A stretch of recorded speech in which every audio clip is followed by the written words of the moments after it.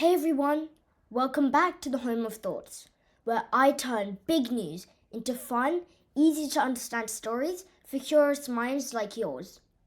This week's episode is packed with cool stuff. A mystery headline that starts with something strange found at a train station.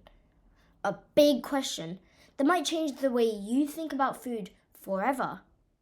But first, a happy Hindu New Year to all of you that celebrate it. And also, Eid Mubarak to everyone too. Today, we've got everything from solar blast to deep sea discoveries, Olympic updates, political drama, and cricket fever from India.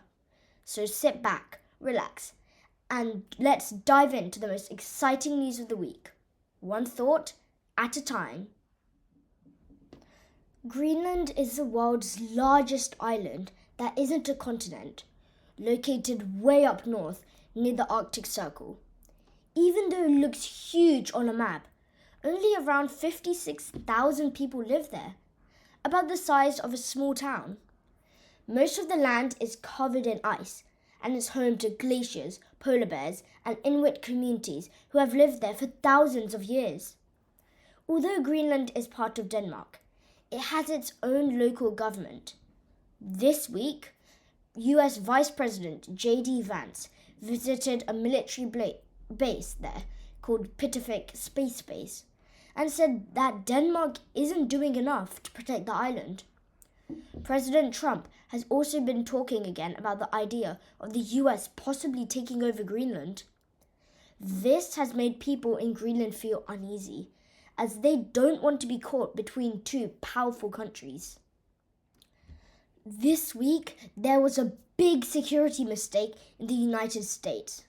National Security Advisor Mike Waltz admitted that some sensitive military plans were accidentally shared in a group chat on a messaging app called Signal.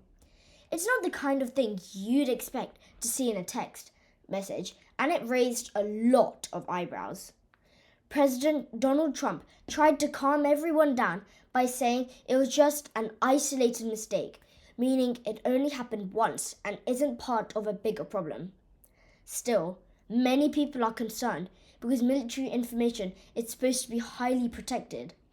This shows how even top officials need to be super careful about what they send on apps. In the UK, the government shared its annual spring statement, a report about how the country's economy is doing and what's planned for the future. Chancellor Rachel Reeves gave the update and explained that things aren't looking as good as expected.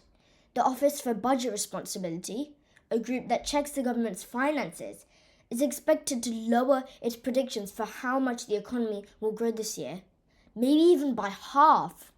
That's not great news because slower growth can mean fewer jobs, less government spending, and higher prices.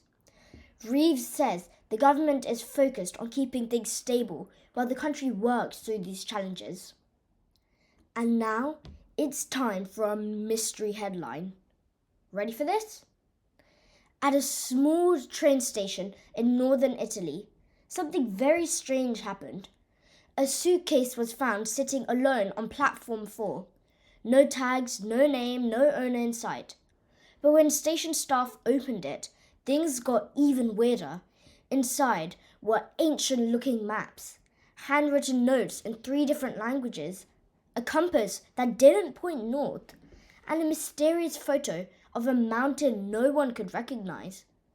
The case was reported to the police, but so far, no one has claimed it. Some people online think it belonged to a lost explorer, while others are convinced it's part of a secret treasure hunt. And here's the spookiest part. The compass inside the suitcase keeps spinning, even when it's sitting still. Could it be a prank, a puzzle, or something more mysterious? We'll be watching this one closely, and maybe bringing you more clues next week. So now we've done the big stories. It's time for the smaller ones. First off, former Olympic swimmer Kirsty Coventry has been chosen to lead the International Olympic Committee's Athletes Commission. She's from Zimbabwe and won multiple medals in swimming. Now she's making waves in sports leadership too. Secondly, the main political rival of Turkey's president, Recep Tayyip Erdogan, has been arrested. This has caused protests and debates across the country, with many people worried about fair elections and freedom of speech.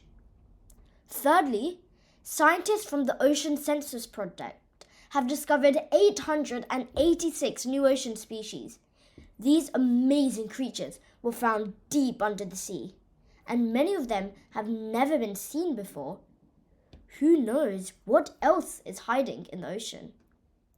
And finally, the Indian Premier League, or IPL, has officially started. Fans are super excited to watch their favourite cricket teams battle it out. Whether you're cheering for Mumbai Indians or Kolkata Super Knights, it's game on. Now it's time for our question of the week. The topic today: should you eat lab-grown meat? But first, what is lab-grown meat? Lab-grown meat, also called cultivated or cell-based meat, is real meat made by growing animal cells in a lab instead of raising and killing animals. Scientists take a tiny sample from a cow, chicken, or other animal and use it to grow muscle cells in special tanks, kind of like a super high-tech meat garden.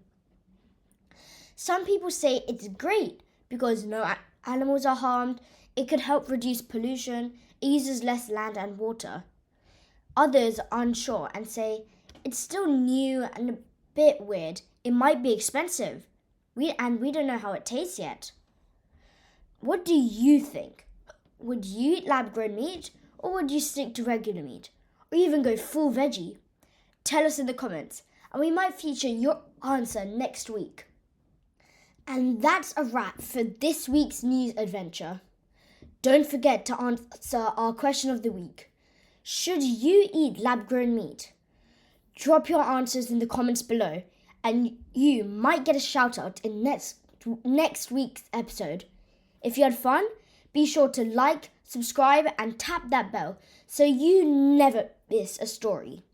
Until next time, stay curious, stay kind, and keep exploring the world around you. Bye for now.